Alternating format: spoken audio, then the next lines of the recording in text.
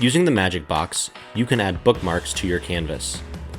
Open the magic box and find the URL link.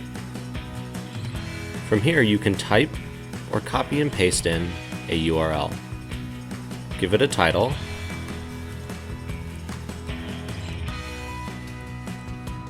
then click Add to List.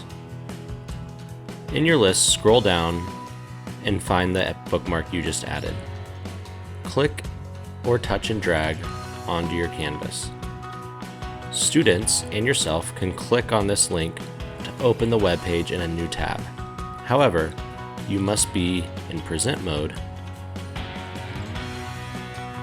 in order to click on the URL.